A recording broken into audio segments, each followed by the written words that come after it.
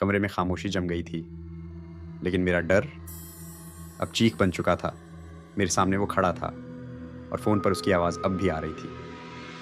आरव, भागने की कोशिश मत करना। मेरे हाथ कांप रहे थे।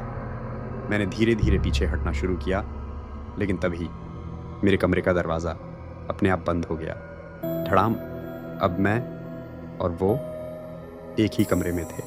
उसने एक कदम मेरी तरफ बढ़ाया और अचानक कमरे की लाइट अपने आप बंद हो गई।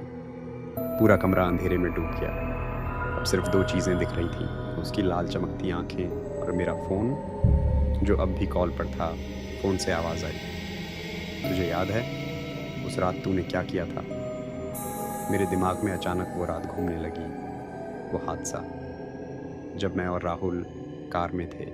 बारिश हो रही थी और सड़क फिसलन भरी थी। मैंने शराब पी रखी थी और उसी हालत में मैंने गाड़ी चलाई। एक तेज़ मोड़ पर गाड़ी कंट्रोल से बाहर हो गई और धड़ाम। जब मेरी आंख खुली, राहुल खून से लथपथ पड़ा था और मैं डर के मारे उसे वहीं छोड़कर भाग गया। कमरे में वापस मेरी सांसें तेज़ हो गईं, आंखों में आंसू आ गए। मैं चिल्लाया, मुझे माफ़ कर दे राहुल, मुझसे गलती हो गई। कुछ सेकंड तक खामोशी रही, फिर वो चीज़ मेरे बिल्कुल सामने आ गई। अब उसका चेहरा साफ दिख रहा था। वो राहुल ही था, लेकिन उसका चेहरा जला हुआ था, आंखें खून जैसी लाल और होंठों पर डरावनी मुस्कान। उसने धीरे से कहा, गलती नहीं थी आरव, ये गुनाह था। अचानक उसने मेरा हाथ पकड़ लिया। उसका हाथ बर्फ जैसा ठंडा था और अगले ही पल मेरे कमरे की दीवारें गायब होने लगीं। मैं फिर से उसी सड़क पर था, वही बारिश, वही एक्सीडेंट और राहुल फिर से मेरे सामने मर रहा था।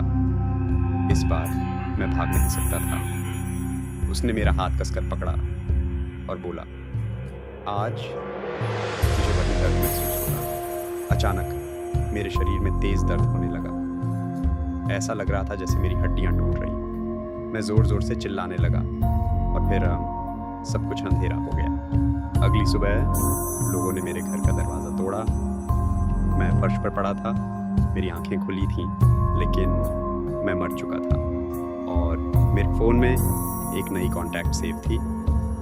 अगर आपको ये कहानी डरावनी लगी तो चैनल को सब्सक्राइब ज़रूर करें, क्योंकि अगली कहानी इससे भी ज़्यादा ख़तरनाक होगी।